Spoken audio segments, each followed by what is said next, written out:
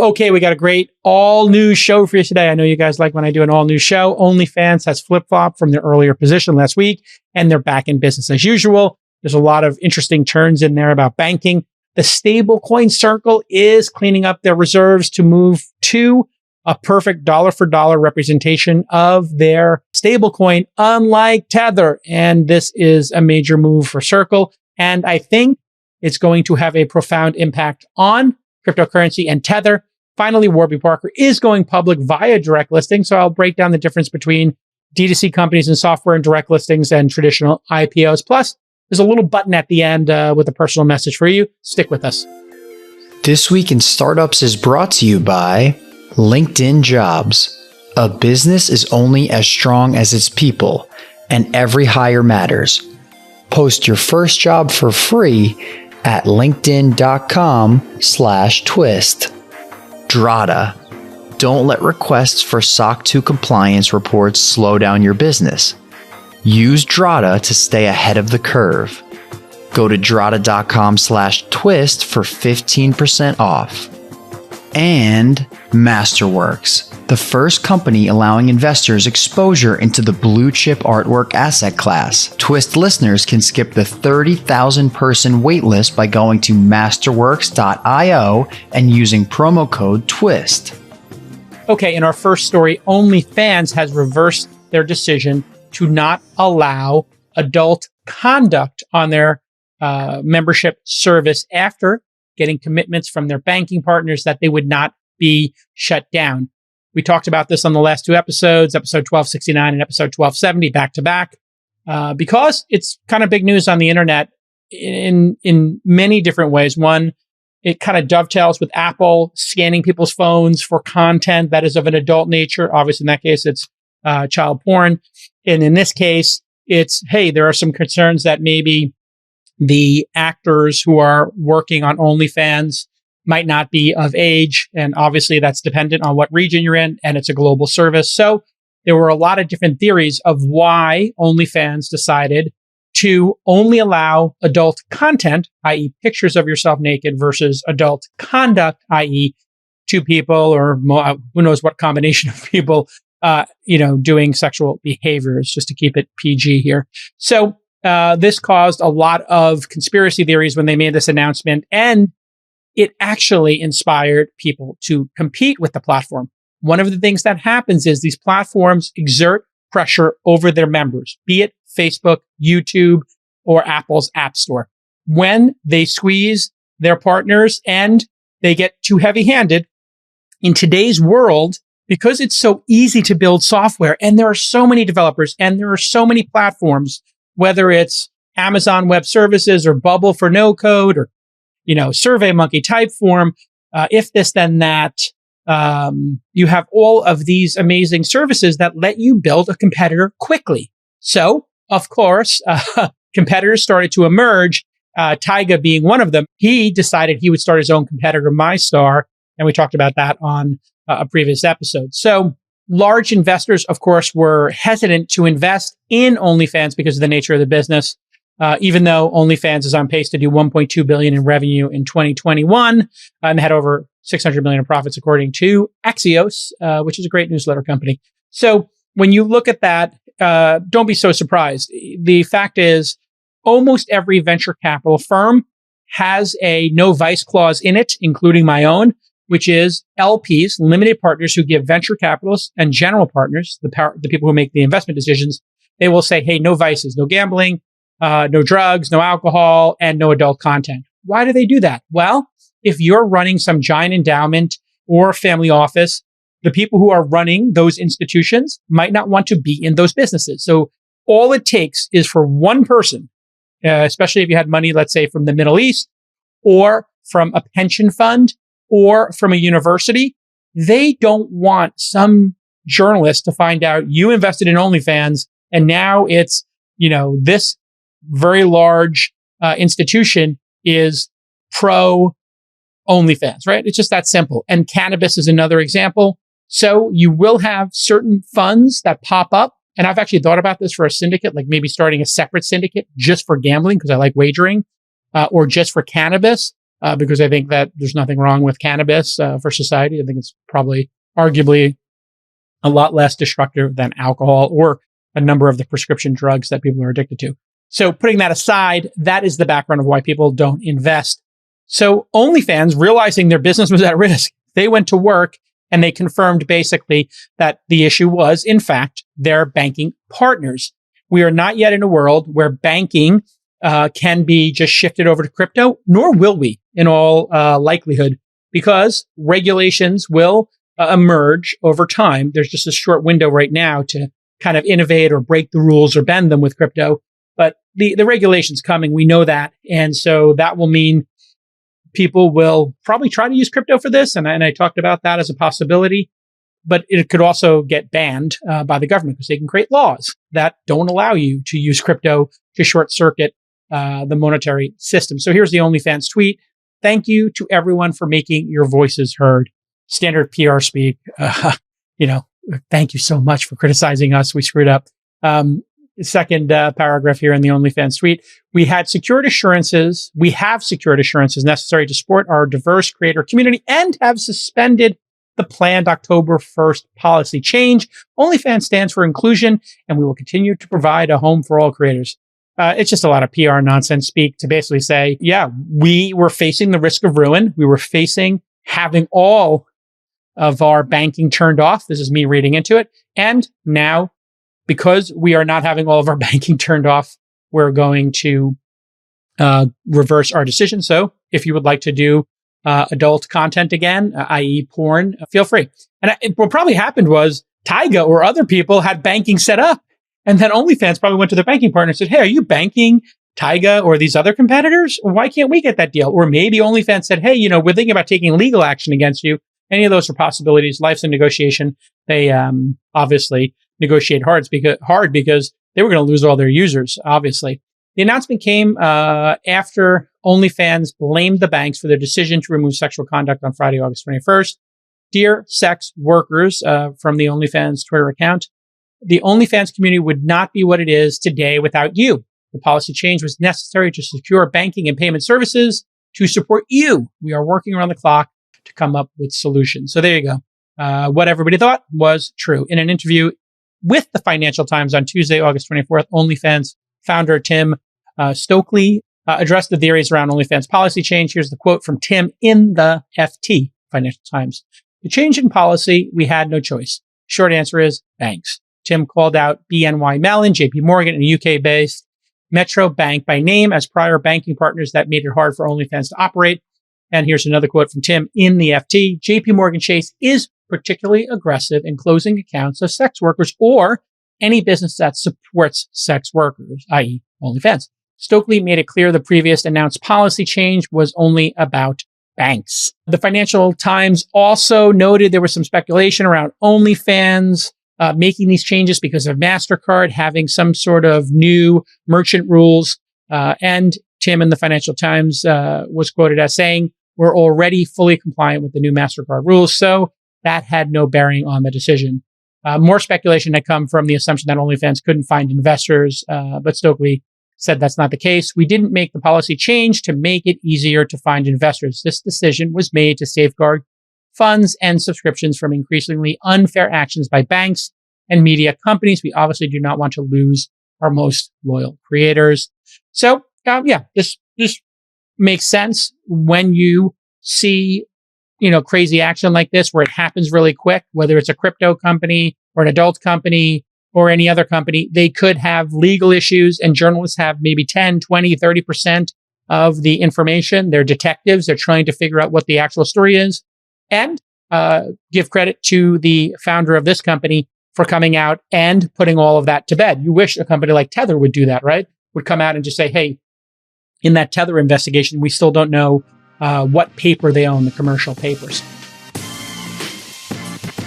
Before we get into the ad, let me just tell you straight up, LinkedIn.com/twist, your first job posting free. I'm not kidding. LinkedIn.com/twist, your first job listing free. Nothing to lose. Okay, now on to the ad. Too many small business owners are busier than ever. They spend time searching for and interviewing the wrong candidates for a job opening, and it would be much better for them to spend their time growing their business. That's why LinkedIn Jobs has made it easier to get the candidates worth interviewing faster, and that's why they're giving you the first job listing for free at linkedin.com/twist. They know it's going to work. Here's how it works. You create a free post in minutes on LinkedIn Jobs, and you reach the world's largest professional network with over 750 million people. I remember reading this ad when it was like 150 million. My God, they're growing. It's like one of the biggest growth stories inside of Microsoft, in fact. So they focus on candidates with the skills and experience that you need, and you can use screening questions to get your role in front of the most qualified people. We love LinkedIn Jobs at launch, and in 2021, we've hired a third producer, a curriculum designer for Foundry University, and 2 more researchers, and we're still hiring for 3 more positions using, you guessed it, LinkedIn Jobs. So LinkedIn Jobs will help you find the candidates that are worth interviewing faster. Every week, nearly 40 million job seekers visit LinkedIn. So post your job for free at linkedin.com/twist. Terms and conditions apply because they're giving you something for free. Okay, let's get back to the program. Some other key financial figures were reported in an Axios article. The total amount that's been paid to creators since inception on OF is $3.2 billion. Wow. That is a lot of money. The projected gross merchandise value, GMV, for 2021 is $5.9 billion. That's the top line. How much money came in to pay for subscriptions? Obviously, things come out of that, like the 20% cut that OnlyFans takes, as well as credit card fees, etc. Their projected revenue at OnlyFans for 2021 is $1.2 billion, and their free cash flow in 2021 is $620 million. According to the fundraising deck, which Axios seems to have gotten, OnlyFans is projecting to double revenue from 2021 to 2022. I'm not sure who would invest in OnlyFans. This is one of the issues in the adult industry. Finding investors, very hard. You're not going to get a private equity firm in all likelihood. You're not going to obviously get venture capitalists. So who is going to invest in a company like this? It would have to be high net worth individuals who are okay with being in this business, and the potential ramifications if somebody underage were to leverage the OnlyFans platform, which, let's be honest, law of numbers, this possibly has happened already and people don't know it. So that is one of the, crazy things about this. And that's probably why some of the other adult sites removed user-generated content. User-generated content plus a, platform like OnlyFans is a really dicey issue. You want to empower people, obviously, but you also have to be very careful because abuse in the system can happen. Of course, abuse happened in the previous system, so you have to also be pragmatic about this. There will be bad things that happen on platforms at scale. OnlyFans content creator Bimbo Marxist on Twitter shared their thoughts on the announcement. Sex workers, if you decide to stay on OnlyFans, pull your money out as often as you can. Don't trust these melon farmers. I'm using a colloquialism for the curse word MF. Yeah, I mean, that's probably generally correct. Don't leave money in any of these platforms. Also, build your own mailing list is the other piece of advice I would have is, tell everybody, hey, if you want to get some extra free content, sign up over here. So in case this site got shut down, you wouldn't have to start from zero. You see people doing that all the time, creating a backup account on Instagram or TikTok in case their primary account gets canceled, or just having an email list is always the best thing to do. United Sex Workers is a UK-based organization advocating for better paying conditions for sex workers.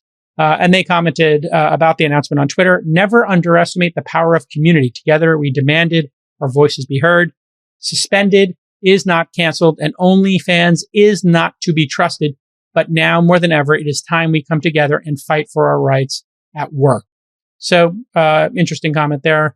I do think that you're going to see a bunch of competitors emerge, even though creators are wary. Sam Lessin of The Information, who was recently on episode 1046. He's a columnist and also married to the great editor of The Information, which is a great news source. I think it's like $25 a month, well worth getting a subscription. Especially if you're paring your OnlyFans subscriptions down. Maybe you can get an information subscription as well. He thought this was a great move by OnlyFans. Hit the brakes. They will fly right by. Very well played, OnlyFans. Masterful stroke to build outrage for change, name banks, get them to cave, and reverse. Interesting take. could they have handled this differently? Who knows? They probably were deep in negotiations with his banking partners. You try to solve things quietly. Then you have no choice if you're facing the risk of ruin, which is they turn off your bank accounts, which could be disastrous for OnlyFans. They had no choice but to comply. Does seem similar, in fact, to what happened to Robinhood without having inside information. They've been pretty clear that they had too many customers at one point and they had partners they needed to negotiate with privately in order to resolve that issue. So this is one of the things that happens with big companies. You have non-disclosures with your partners. In other words, your banking partners, organizations you work with, other business partners. In the agreement says, hey, you can't talk about our deal. You can't talk about our negotiations. And that's a two-sided non-disclosure. Then something bad happens and you're trying to negotiate with it, but you have to tell your audience, your customers, hey, we have to change something, but you can't tell them what's going on with your partners because you've signed this legal agreement. And that's just part of the chessboard of being an entrepreneur. So we'll keep monitoring this situation. But I do think more competitors equals better, and more sex workers owning their own platforms is better. So that's what I would like to see, is somebody create a white label service. That would be the ultimate. Somebody literally create a white label service that allows you, like there's Ghost that lets you make sort of a white labeled version of Substack. So you don't have to give Substack your money 10%. You can just pay a nominal enterprise fee. That actually would be a great business. If somebody had a platform that worked just like OnlyFans for adult creators, where you could set up shop and just pay them $50 a month flat rate, and then you don't have to give them a 20% commission, that would do really well. So that's a pretty good business idea. I wonder if somebody's already doing it. I think somebody should look into that. All right. Big news in the stablecoin space. And I think we get a little bit of credit for this here at This Week in Startups. Circle, which runs USDC, a stablecoin that competes with USDT, Tether, which many people believe is a bit fugazi, a scam, or otherwise not honest, including the Attorney General of New York. Circle is moving their reserves to be 100% backed by cash and short duration U.S. Treasuries. Boom. They want to become a federally chartered bank. On Sunday, Circle published a blog on their website stating that by September, 100% of USDC reserves will be backed by cash and short duration U.S. Treasuries. Here's the quote. Given our commitment to maintaining high standards, which in some cases go beyond those required by our regulators, we will, effective in September, hold all USDC reserves in cash and short duration U.S. government treasuries, which will be visible in our September attestation. Why are they doing this? Well, they're obviously going to face a lot of scrutiny, and they want to differentiate themselves from Tether, which does not hold everything. They only own 3% or so in cash. So this is a clear shot across the bow of Tether. In fact, I would say it's about 10 shots that are landing right on the deck of the USS Tether. And I think Tether is going to obviously go down because of this. What you'll see over time is people are just going to move off Tether and go right into USDC or other stable coins that give the initial promise of Tether. Tether was supposed to always be backed 1-to-1. So all USDC is doing here is taking Tether's original promise and fulfilling it. What a stupid move by the people at Tether to not see this coming. And you have to ask yourself at this point, if this is so easy to do, why isn't Tether doing it? Well, if Tether bought, let's just say, I don't know, some, commercial paper, in other words, loans, from, I don't know, real estate in China or something that is less regulated, and they paid a small amount for it, where did the other money go? And that's what people have been speculating. Again, keyword in that sentence is speculation. We will see what happens with Tether over time, but I do believe that Tether's best days are far behind him, and I think that they will face massive scrutiny, and I think they'll just be banned. I mean, if they got banned in New York, you'll have other jurisdictions follow suit, because who the heck wants to have this kind of a black swan possibility or people losing their money on something that's called a stablecoin. So according to Circle's blog post, the rapid growth of the stablecoin market has, quote, rightly brought significant federal regulatory attention as regulators consider the implications of digital currencies growing from 100 billion to potentially supporting trillions in economic activity in the coming years. In other words, Circle's getting ahead of this. Circle is the second largest stablecoin with a market cap of almost 27 billion, while Tether is the largest at 65 billion. But I do think Tether is kind of plateauing. That's, I think, pretty clear to everybody. And I think Circle is surging. Tether is the fifth largest cryptocurrency by market cap, while USDC is the eighth largest. I think you'll see those positions reverse pretty quickly, maybe within a year or so. Circle's most recent attestation and breakdown of its assets was published in July, and it was dated on March 28th of 2021. On May 28th, 2021, here is a breakdown of their holdings for May. 61% cash and cash equivalents, 13% Yankee certificates of deposit, meaning CDs issued in the U.S. by branches of foreign banks, 12% treasuries, 9% commercial paper, and 5% municipal and corporate bonds, which are something I've held for long periods of time. When you compare that to Tether's most recent attestation, they're like 2-page PDF with the pie chart that has been derided on Twitter for months now. They disclosed about 50% of their reserves were tied up in commercial paper. In other words, over 30 billion in commercial paper. The recent Circle news is great for transparency, but Jeremy Allaire, who has agreed to be on this podcast but has not yet appeared. So Jeremy, clock is ticking. You got to get on the pod here because you told me you'd come on, and now I'm telling people you're going to come on, and you got to come on the pod. Let's go. September. Let's do it. In today's startup landscape, committing to security and compliance is vital for growth, and proof of your company's security posture has never been more important. As you scale, you might start to receive more SOC 2 requests from customers, and that's where Drata comes in.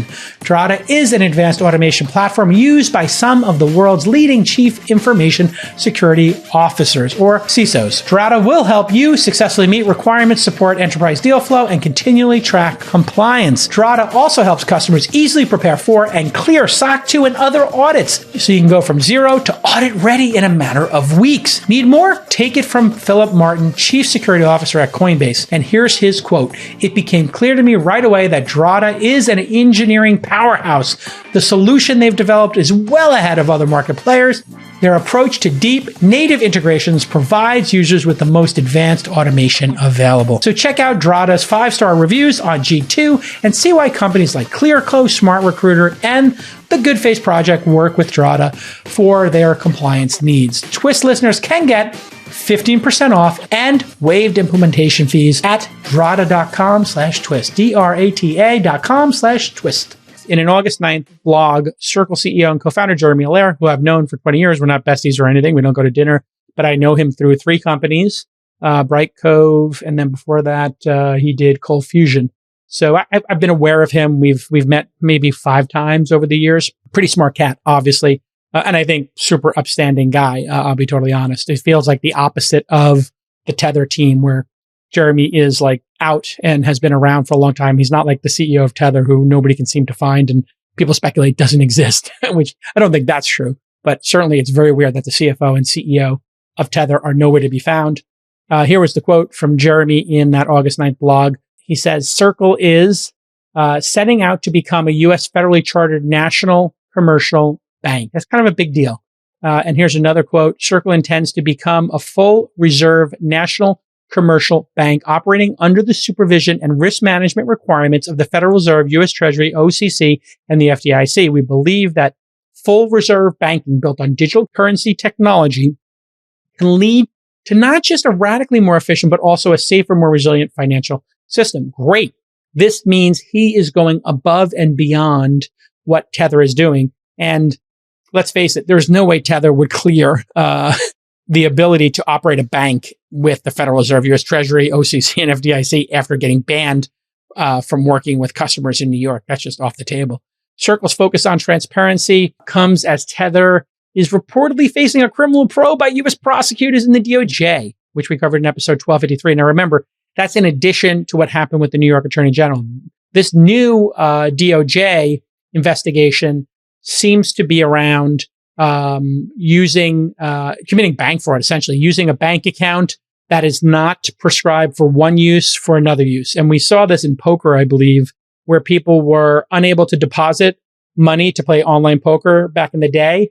And then they would create banks that did this in some sort of sly way. I think the theory here is that the DOJ is probing whether Tether did this to move money, and they basically admitted it in a YouTube clip that I believe Bitfinex has shared multiple times on their Twitter handle.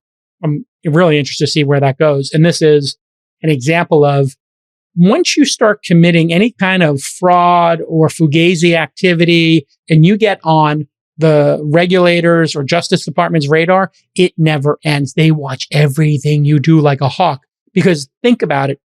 If they got you once, the New York Attorney General, and then you commit more fraud, that would be like, you caught Madoff and then you let him off the hook again. Or you caught Elizabeth Holmes at Theranos and you let her off the hook again. You do not want to have that look where you caught the criminal and then you let them go. That would be like you brought in, some serial killer for questioning, you kept them overnight, and then you let them go the next day, and then they kill 5 more people. That is the big fear of any, detective or, the DOJ or the FBI or anybody. You don't want to let people run amok after you know or suspect that they're doing bad things, which my guess, keyword in the sentence here is guess, is that Tether has many skeletons in their closet. If we know of 1 or 2, I'm guessing there's 20. It's just a guess.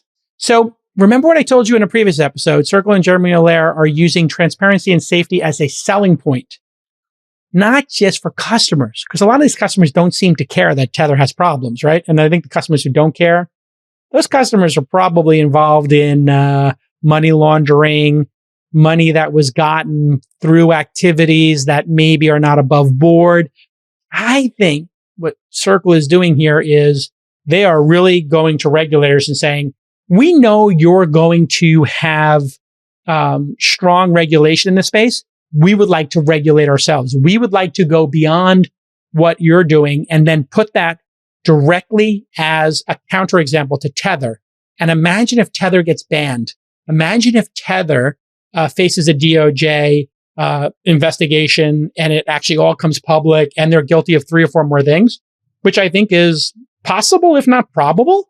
If that happens, man, people will just flow over to this other more trusted stablecoin, and as they should. So how did Tether respond to Circle's announcement? Well, Debo, my friend over at CNBC, summed it up. As Circle says, it will change the makeup of USDC reserves to all cash in US Treasury bonds.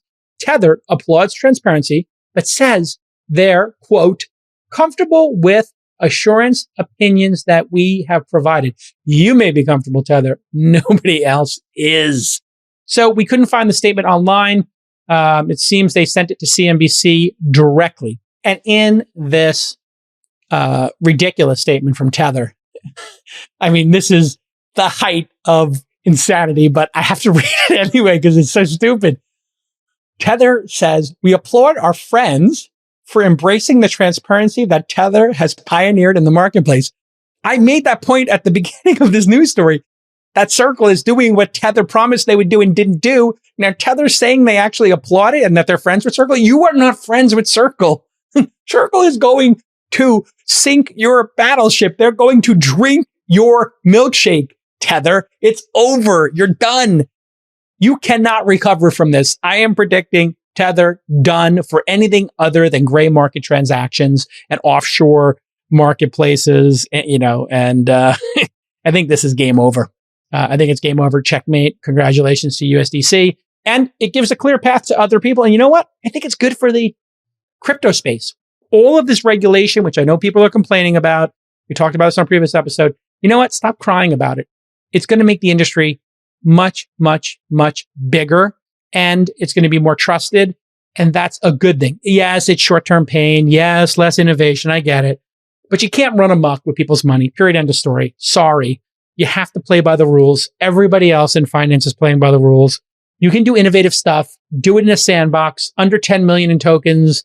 We have some sort of safe harbor. That's the way we should do it in America. Once you get past 10 million bucks, there's too much of a crater created from shenanigans. This Tether thing is just too high risk for society. We do not want to deal with a black swan. We want to keep the market going. We don't want individuals to lose their money.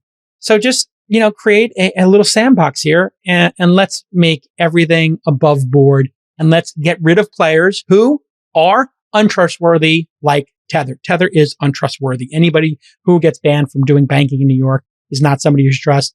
Any CEO and CFO who are in hiding and will not go on CNBC and will not, face the music and be transparent, you shouldn't trust them. We shouldn't have them in the industry. Let them work offshore. Okay, let's go to our next story.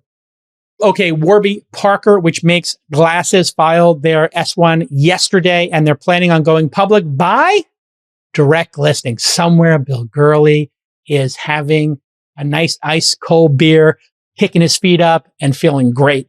So before we get into this Warby Parker, let's do just a quick primer on direct listings. There have been 5 notable companies that recently went public via a direct listing: Spotify, Slack, Palantir, Roblox, and Coinbase. Spotify back in 2018, a true pioneer. Slack in 2019, Palantir in 2020, and then Roblox and Coinbase in 2021. So we're averaging about 1.5 of these a year, but it seems to be ramping up. Obviously, if Warby Parker goes out this year, there would be 3 major direct listings. Let's break down the differences between a direct listing and a traditional IPO, initial public offering. When you go public via a direct listing, you don't have intermediaries, i.e. investment banks, underwriting your shares. So this is a little bit risky because without the intermediary, there is no safety net guaranteeing the shares will sell. You don't go on the same, what do they call the tour? You don't go on the same road show. You don't have the blessing of the big Goldman Sachs, et cetera. For this reason, companies that direct list have to have strong brands and some level of notoriety. Obviously, with Spotify and Coinbase and Slack and Roblox, you have very high profile companies. They don't need to be sold because they have a massive footprint. Anybody who's in the stock market knows those companies well. Now, with direct listings, you also have no lockup periods. That is great for early employees and investors like myself. In traditional IPOs, there's a lockup period, and that's between 90 and 180 days. Basically, 6 months is what you can expect. That means when Robinhood goes public or Uber went public, I can't sell my shares. Neither can the folks who worked for a decade. Or like me, angel invested and held my shares for a decade. We can't sell. You know who can sell? The banks. The banks who took it public and their customers and clients who they let have friends and family shares and they can flip them. How is that fair? That makes no sense. It's complete hypocrisy. It's complete inner kind of inside baseball dealing. It just screams of unfairness. Now, direct listings also have no further dilution for shareholders. In an IPO, you're giving new shares of the company that are created, and that dilutes existing shareholders. Of course, you get money for those. In a direct listing, you're basically saying, here are all the shares that are available. We got 100 million shares or 1 billion shares of Spotify. Have at it. Start trading them. Now, direct listings are also much less expensive. They take less time and money than a traditional IPO. And in an IPO, these investment banks charge an underwriting fee to do this whole process. For finding all these investors for you. And the underwriting fees are charged on a percentage basis based on how large the IPO is. The more money the company raises, the lower percentage of the fees. PwC, PricewaterhouseCoopers, recently published an IPO price calculator on their website based on the average of 829 IPOs. And in deals greater than $1 billion, the average underwriter fee was 3.5%. And the average investment banks on a deal were 16. So based on this, you're spending $35 million making your shares available. According to Andreessen Horowitz's breakdown, apparently that's some venture firm in Silicon Valley. I haven't heard of them yet. Their direct listings charge a flat advisory fee, which is typically half of what the smallest underwriting fee for an IPO would be. Are you concerned about your portfolio's performance in the near future? Well, JP Morgan, BlackRock, and others are projecting public equity returns of just 3 to 5% over the next 5 years. Analysts at Bank of America urged investors to consider real assets as part of an inflation strategy. So, where are the major players putting their money? Endowments for Yale, Harvard, and other top asset managers are looking into alternative assets. according to Masterworks research, endowments over $1 billion are investing 55% more in alternatives on average. If you're looking for a very interesting asset class that's uncorrelated with the stock market, it's blue chip art. Masterworks.io sells shares in multi-million-dollar paintings by artists like Banksy, Picasso, and Warhol. According to Masterworks, contemporary art has appreciated 14% annually from 1995 to 2020, outperforming other real assets like real estate and gold. I just had the founder, Scott Lynn, on the program again, episode 1232 for an alternative assets roundtable, and he shared some great insights around inflation, appreciation, more. Go listen to episode 1232. Masterworks.io is a fantastic idea, and they're executing at a super high level. I think it's really genius. So sign up today at Masterworks.io, and if you use the code TWIST, you'll skip their 30,000 person waitlist. See important information at Masterworks.io/disclaimer. So let's dive into Warby Parker's S-1. The LTM revenue, in other words, the trailing last 12 months of revenue, that's typically how we would say it in the business, trailing 12-month revenue. They're saying LTM in their S-1. S-1 is the document you file when you're going public. Their LTM, or trailing 12-month revenue, is $487 million, which is 33% year-over-year revenue. Companies that grow over 20% are considered high growth in the public markets. In the private markets, maybe not so much. And in this case, this means Warby Parker's revenue from June 2020 to June 2021 was, basically $500 million.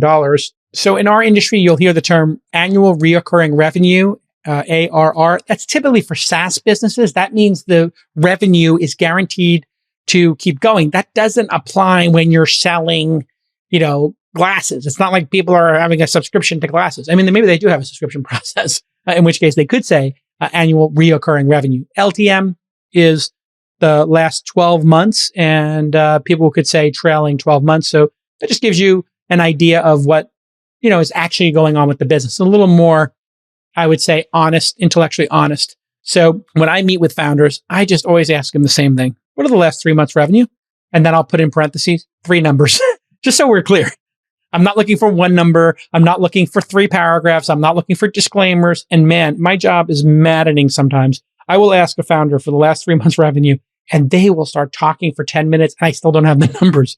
It is bonkers. If you are working with investors or potential investors and they ask you a really simple question, give them the answer because they probably have a follow-up question. And the follow-up question might be really good for you to give. So the first half of 2021 puts them at a $540 million run rate. They did $270 million. That's pretty great. They claim to have a 60% gross margin. That's nice. They operate 145 stores and claim to have over 2 million active customers. Not sure how they define active customers. We talked about that on previous episodes. What's an active customer? For me, an active customer would be somebody who made a purchase in the last 12 months. That would seem like a fair one to me because they might come back. We talked about Nextdoor saying people who open an email were active users. This is one of those things. If you're going to be a public market investor, you're going to want to really drill into. Oh, actually, my researchers just told me active customers, I guessed it, are unique customers that have made at least one purchase of any product or service in the preceding 12 months. I had literally guessed it. That's good. In 2019, Warby Parker essentially broke even. In 2020, they lost about $56 million, which is nothing. Losing a little bit of money while you're growing a business is called investing in the business. In 2021, they're on pace to lose about $14.5 million. So they're decreasing the loss, or they're investing less, I guess would be 2 different ways to look at it, depending on if you're a growth investor or you want to see profits. One of the most money-losing / break-even businesses of all time was Amazon. And now they've turned on the profitability just by turning a dial, right? They can just decide how much money they want to make by increasing the cost of Amazon Prime. I don't know if Warby Parker has that ability. I don't know what percentage of market share they have. If they made every pair of glasses $25 more and increased their profitability, would they lose customers? Would people push out buying new glasses? That e-commerce is hard. All right. So just taking a pause here. I have invested in D2C companies before. Most of the time we say no to these companies, 99 times out of 100. And a lot of investors hate this specific sector. Why do they hate it? Well, it's because if you're Warby Parker and you're one of the greatest D2C companies of all time, along with Dollar Shave Club and many others, direct to consumer is low margin and hard to scale. And if they're only making 30% year over year growth, right, at Warby Parker, and they're making 9 figures, let's compare that to, a software business like Twilio. Well, Twilio has a $2.4 billion 2021 run rate. That's up 65% year over year. And they're at a $63 billion market cap. And Twilio has 2 times Warby Parker's growth rate with 4 times the revenue. Why is this? One of them selling software. One of them is consumption based, right? And the other one is selling physical product. Selling physical product, hard to scale. Warby Parker is also not a marketplace. If it was a marketplace and you had a bunch of sellers on one side and you had a bunch of buyers and Warby Parker was managing that and taking a percentage of the sales, like eBay does or Uber does or any number, Airbnb of marketplaces, that might be higher scale. That might be more interesting. So investors love software and marketplaces. They love consumer subscriptions. They love fintech. They hate direct to consumer. It's a really, really hard business. You need to have a very unique product like, say, 8 Sleep, which is a direct to consumer business we've invested in, or Terra Cafe, which is a very unique direct to consumer business in my mind. And I don't mind investing in them, but I do, when I look at those businesses, look at them differently than consumer subscription SaaS and marketplaces. I mean, let's take an incredible example. YouTube, $28 billion run rate for 2021, 83% year over year growth. YouTube is not a spring chicken. I mean, they have 3 times Warby Parker's growth rate with 50 times their revenue. So take a pause and ask yourself, if you're placing a bet, are you going to place a bet on Warby Parker? Yeah, I wouldn't. It doesn't seem like a high growth business to me. And finally, Amazon Web Services, a $56 billion run rate for 2021. What's their growth rate? 30%. In other words, Amazon Web Services with $56 billion in revenue. That is not a small company. That is a huge company. They've got the same growth rate as Warby Parker. Is this the fault of management at Warby Parker? No. It's just the nature of different businesses have different margins and different growth rates. It's very hard for a company that makes a physical product to scale. SaaS software, yeah, that scales. So one final thought here about Warby Parker. CNN business reporter Nathaniel Meyerson dug up a pretty interesting insight from the S-1, where they talked about the positive trend and signals for their business. Staring at your computer all day is good for Warby Parker. The rising usage of smartphones, tablets, computers, and other devices has contributed significantly to increased vision correction needs and consistent new customer growth within the eyewear market. In other words, we're all going blind from staring at our smartphones. I know it. I mean, I started wearing this past year like readers. If anybody has suggestions for me about how to get my eyesight back, do I have to stop looking at screens? Should I get LASIK? I don't know. I've never had eye problems. I gotta figure this out. So you're all going blind, and Warby Parker's going to win. Maybe I should invest. All right. At the end of the program here, I like to do a little button, just a personal observation, and this one comes from just a simple tweet that somebody tweeted at me. A gentleman named Jose Pozuelo on Twitter mentioned something I had said once about running a bed and breakfast being just as much work as running a hotel chain. I don't remember saying this, but I have told this to many founders. I must have said it here on the podcast. And here's what he says. Our restaurant journey has been so complete. It's incredible the breadth and depth of problems to tackle. Jason said somewhere that running a bed and breakfast is as much work as a hotel chain. Might be slaughtering the quote. Seems it's true. Next stop, scaling. And let's pause here, and I'll tell you what I've been talking about. And I mentioned this in my first book, Angel, and many of you know I just got back from Italy, where I took a week off, was alone, basically, not with my family, and just went to the beach every day and wrote. And I kid you not, I went to this beach club, and when I was at the beach, the cabana had a desk and a chair. And I didn't ask for a desk and a chair, and I looked, in Italy, they put a desk and a chair at every beach club, at every cabana. And I sat there like a crazy American, popped open my laptop every day and wrote. And it was the greatest feeling in the world to sit there by the ocean and write. It was wonderful. And I got a lot done. And one of the things that I did say in the previous book, Angel, and that I still subscribe to, is when you're thinking about your time, and this will be relevant for the next book, which I won't talk about what it's about yet, because I'm in the process of talking to my previous publisher and my agent. I haven't even picked a publisher yet. So I'm going to have an auction or something for the book. And I'll probably go with my existing publisher because they were pretty great, Harper. business, as long as I pay a decent price for it. Not that I'm doing it for the money. I'll be totally honest. I'm writing the books now because I love the act of writing. And I love when you read a book that I've written, when you say it had an impact on me. And so this tweet is what I live for, because he obviously read this in the book.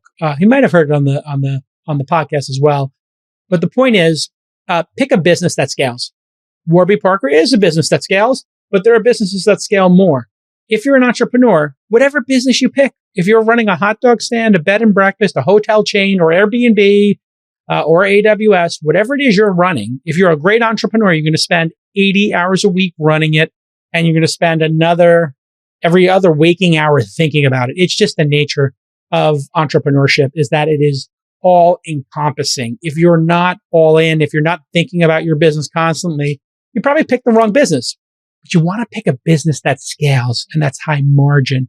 And many of the founders I meet, especially young ones who are starting their journey, or older ones who are scared, or who don't have, the ability to think big because they're just conservative. This conservative nature leads you to pick a business that doesn't scale, such as a service business or making a physical product. And those businesses, you're going to work just as hard, but you're not going to get the reward. So always level yourself up. If you were thinking about starting a bed and breakfast, think about starting a marketplace of bed and breakfasts, right? If you were thinking about if you were thinking about creating a web hosting company, think about making a platform like AWS. Always try to think one level higher. If you were thinking about creating a delivery food service, think about creating cloud kitchens like Diego and Travis did, right? They just thought one level of more abstraction up, and then you could have more profit and build a bigger business. And so, Jose, thank you for writing the note. It really, you filled my bucket, as the kids say in preschool. You want to fill the other person's bucket and not drain it. And so you made me feel great. Thanks, Jose. I appreciate it. All right. We'll see you all next time. Bye-bye.